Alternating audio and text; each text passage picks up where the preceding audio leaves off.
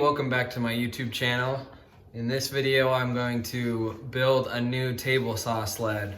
This is my old one. It's pretty junky, but it got the job done for a few years. But it needs an upgrade. So today, that's what we're gonna do.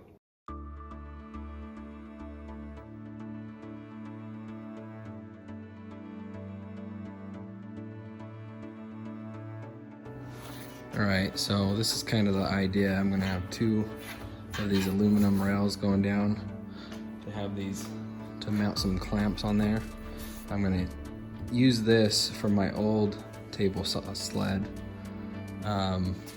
just because I like it. I have this little mount here so that I can clamp the board down. Plus it has this awesome bloody X box that I built around it to remind me to keep my thumbs on the sides of the blade, or else my thumb will look like that. So this is kind of what we're going to do here. Setting my saw at 24 inches. The table saw sled is going to be 24 inches wide.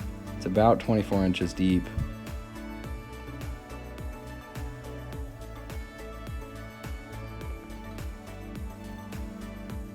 I'm going to be installing a 3/4 inch dado stack. This is for the T-track to sit in on that table saw sled. It's 3/4 inch wide and it's 3/8 inch tall, so you got to set the depth at 3/8 inch and then cut it. Make sure you keep your hands away from the blades.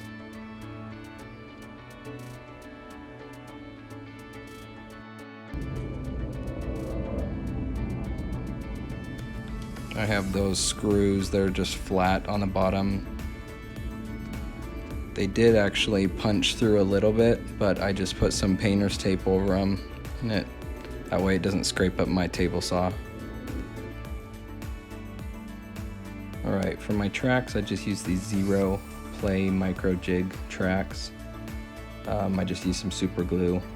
You could use CA glue, make the process go by faster. And in retrospect, I should have used the fence on my table saw to line this up, but I just lined it up to the front of the table saw.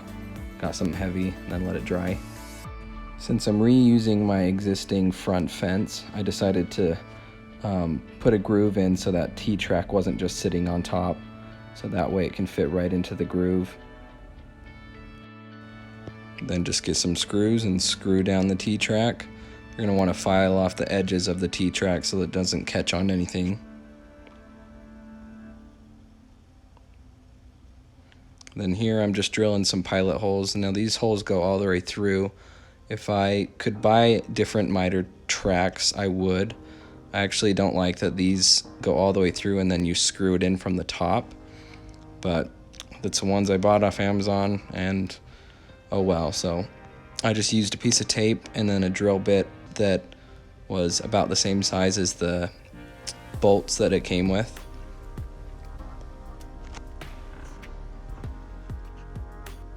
And then drilled some pilot holes for the bolts to go in. And all this does is you just screw the bolts down and it goes through to those tracks. So those tracks aren't just held on by glue, they're held on by some bolts.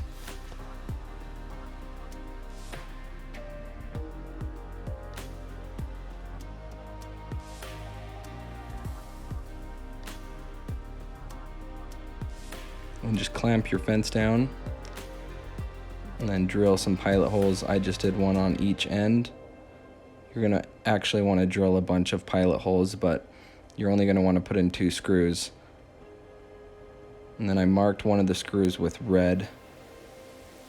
So that screw that is marked in red is gonna be my adjustment screw, and that one, once I adjust the table saw, I won't ever use that hole again. That's why I marked it in red. Then just make some pilot holes and screw in the back fence. Now just put your sled on your table saw and turn it on and slowly raise the blade.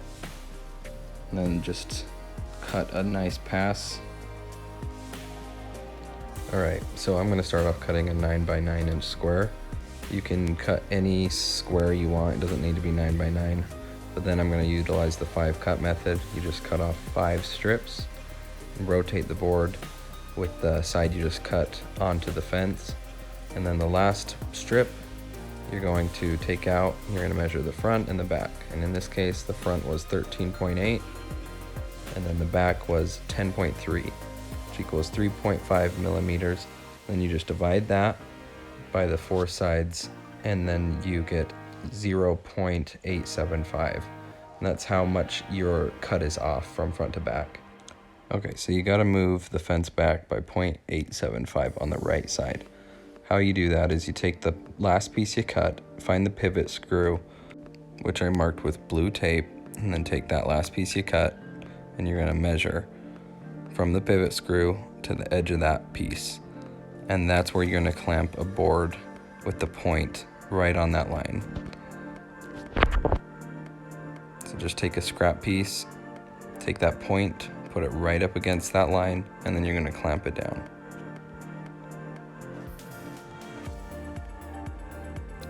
And you can see that point is right up against that fence.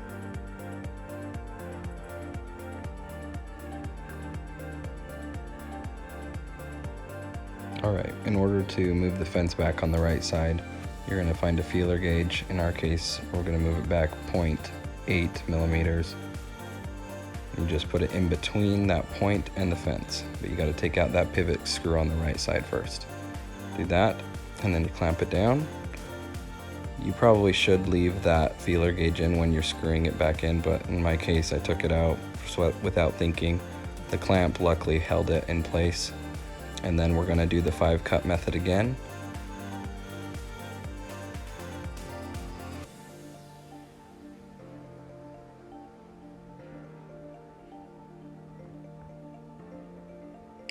Then measure the front and the back of that last cut. And in our case, both measurements were perfect. And now to finally test it with a square. So I just took a random board, cut a piece off, and then got my square. Voila, I got a perfectly square board.